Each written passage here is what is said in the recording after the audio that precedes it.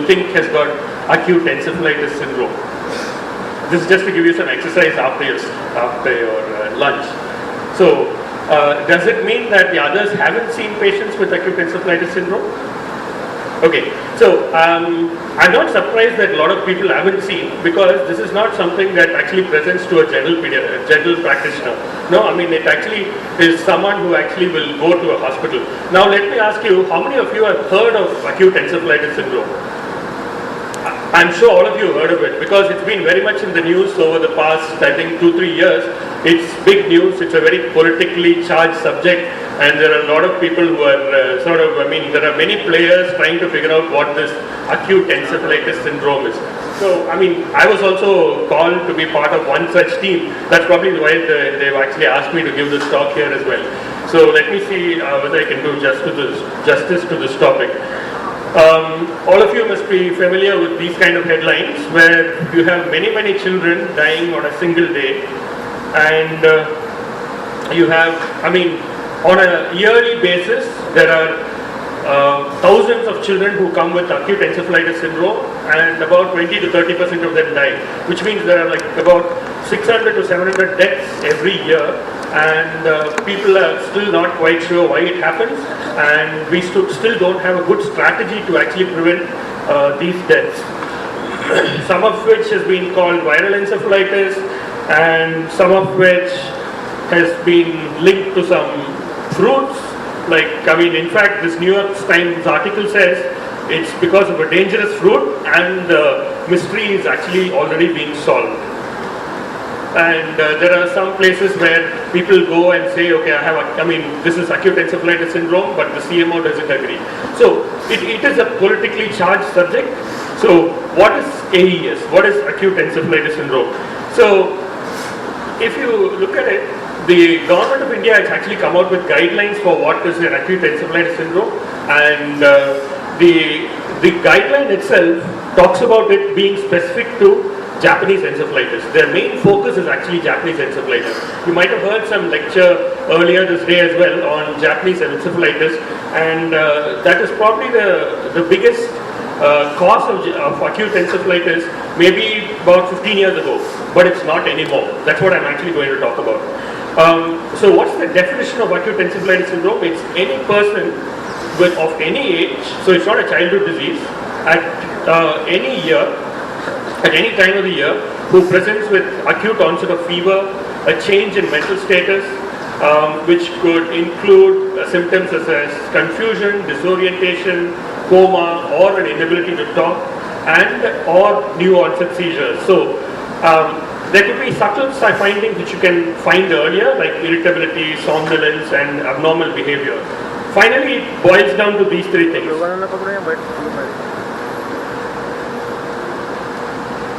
Okay, my slide's not moving.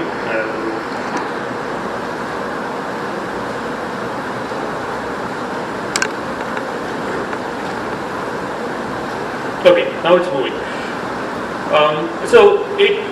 So finally it boils down to three things. One is acute onset fever with change in mental status, or a new onset seizure. Mind you, I mean, all of you are very familiar with febrile seizures. So febrile seizures is a possibility as well with regards to acute onset seizures. So that's something which you need to keep in mind. Not any new onset seizure is actually qualified for acute encephalitis syndrome. And what causes AES? So I just want to put you these three slides which actually show you the number of causes which can be there for acute encephalitis syndrome. And a lot of them are actually linked to viruses.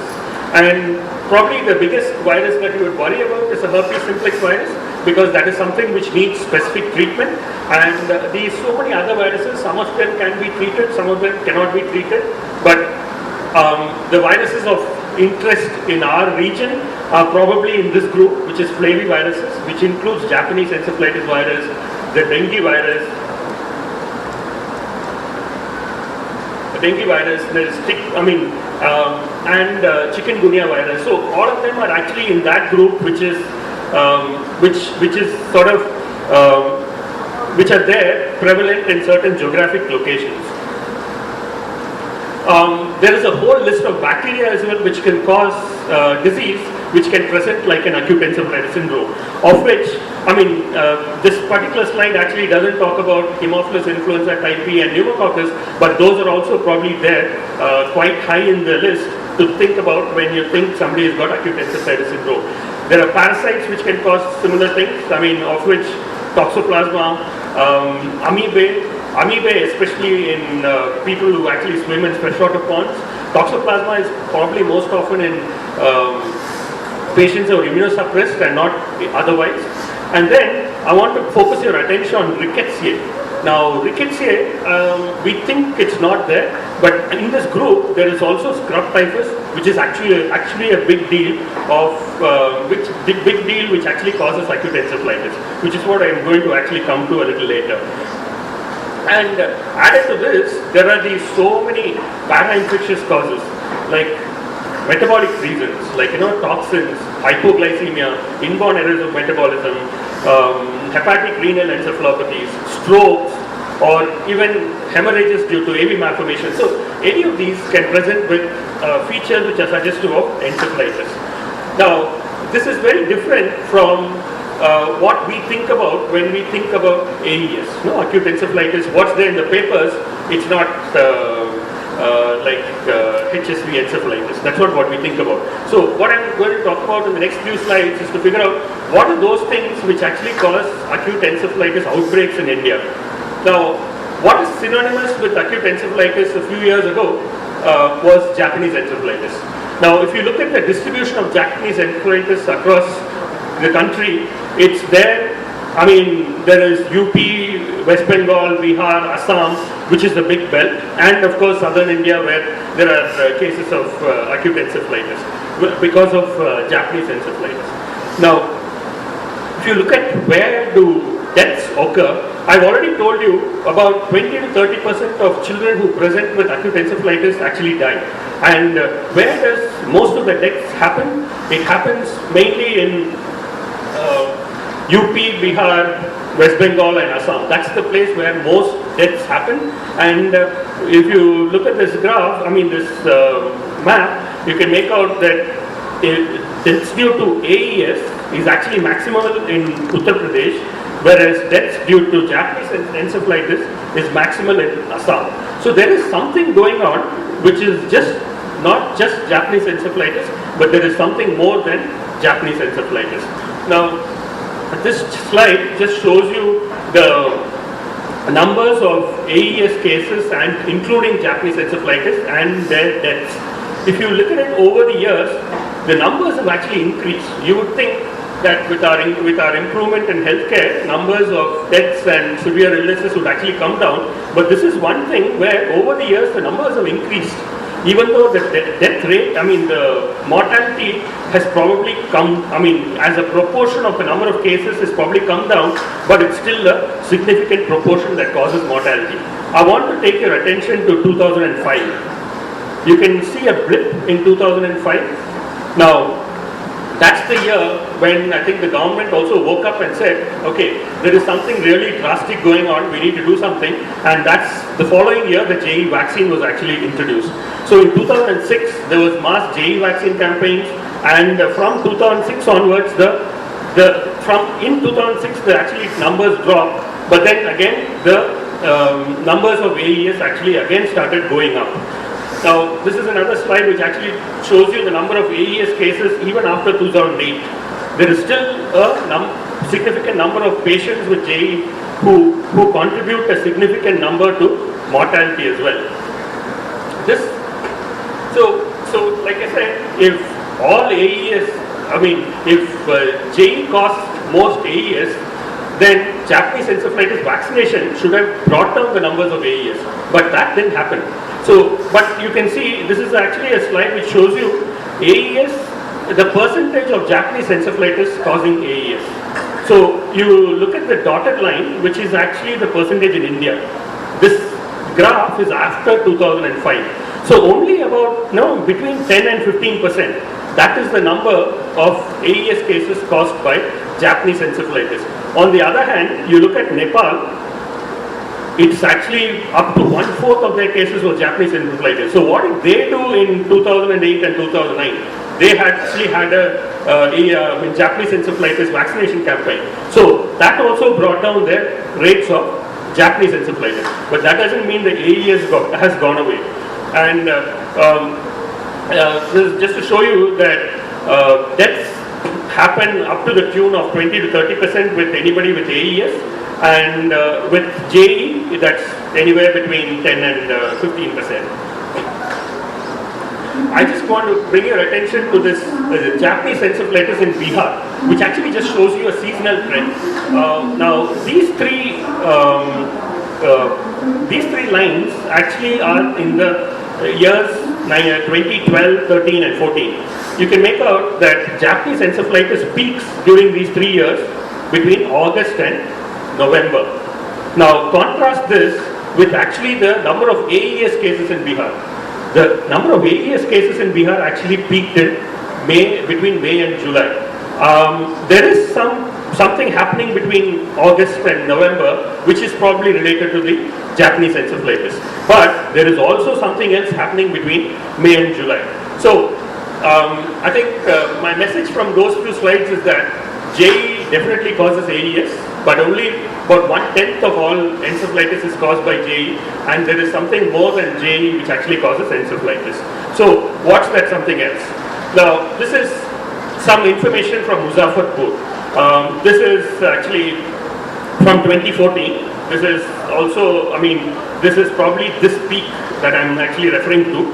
Okay, it's in 2014, where between May and July, there is, for some reason, there has been a lot of acute neurological illness with significant proportions of death.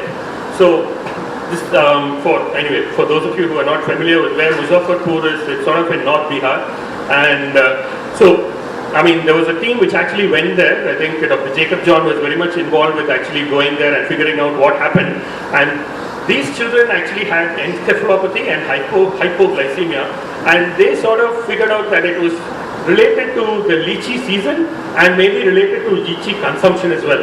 So young children actually pick up the unripe fruits from lychee which have fallen down, and they eat it, and that caused the hypoglycin A, and these young fruits are actually very rich in hypoglycin A and MCPG, or methylene cyclopropylglycine, which actually inhibits gluconeogenesis, and it also interrupts fatty acid oxidation, both of which lead to hypoglycemia, and it causes a metabolic encephalopathy. Now this is very similar to what happens in West Indies, where they have a fruit called Acute apple, which is also there in Western Africa, and the lychee and these fruits actually belong to the same family, which is the Sapindaceae family. So they sort of related it to the eating the lychee fruits, and once this was known, then they gave recommendations to, because it causes hypoglycemia, they gave recommendations to actually make sure that anybody comes with encephalopathy in the hospital, just first thing is to give dextrose.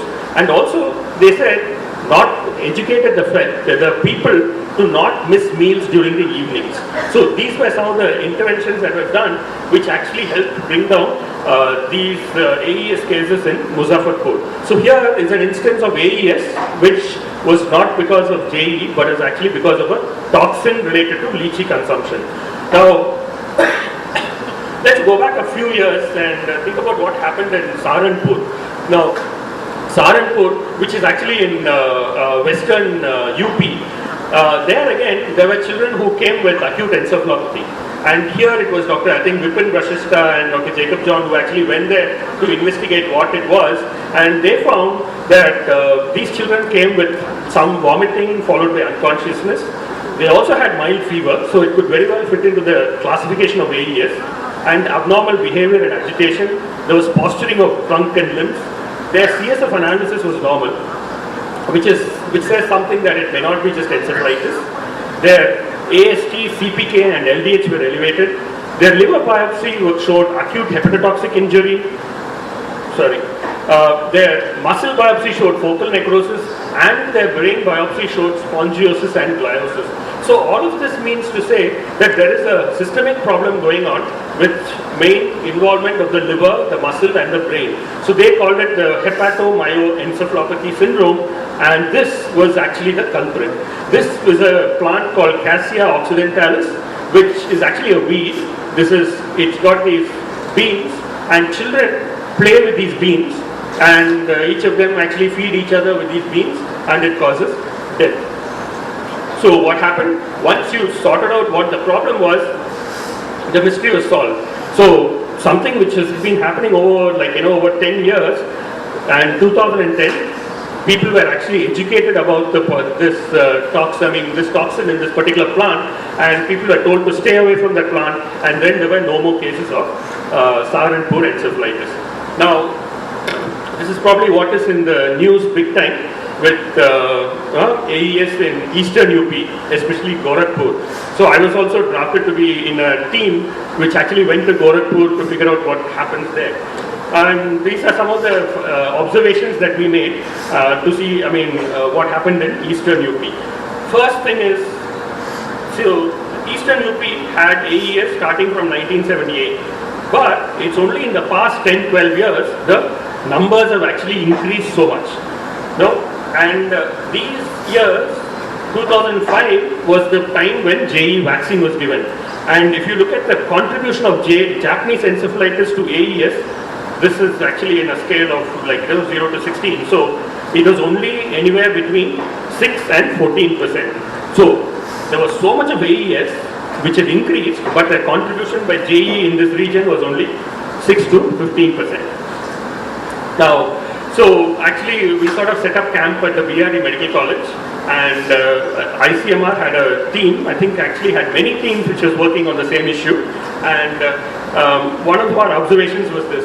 I think a lot of credit goes to Dr. Arun Kumar, who actually I thought about the idea of scrub typhus being an important cause of this, because he tested a lot of them for scrub typhus and a lot of them came to be positive. But this was a little more systematic study since then. So here you can imagine, out of 461 patients who were there with AES, 65% of them tested positive for scrub typhus. JE was only 10.3%, dengue was 7.5%, spotted fever was 1%. Now, if you look at what were those factors to say it is more like between those which are scrub typhus positive and scrub typhus negative, these are all significant factors. There was hepatomegaly, there was splenomegaly, there was edema, there was thrombocytopenia and elevated liver enzymes. All of which speak of a disease which is actually multisystemic. It's not an acute, just an encephalitic illness, but it's actually a multisystem disease which also involves the CNS. Now, what about deaths? Deaths, if you look at it, in the non-scrub typhus group, deaths were significantly higher. It was about 35-36%, whereas in the scrub typhus group, it was only 15%. Now, mind you, by this time, all patients who were coming to the hospital with AES were actually given either doxycycline or azithromycin. That may be a reason why the mortality is low, but it's still not good enough. You can't say 1 in 6 children actually come and die even after administration of appropriate antibiotics. So we also did a case control study where we took 45 cases and 51 controls, and as you can see, the odds ratio of those who were IgM positive was 35. So these were these were sibling controls. So they had all the risk factors of actually being exposed to scrub typhus, but even then, if they had AES, their odds ratio was 35, and even for IgG, the odds ratio was high. So I think it's a real deal that scrub typhus actually causes AES. Now, what about acute febrile illnesses in the same region?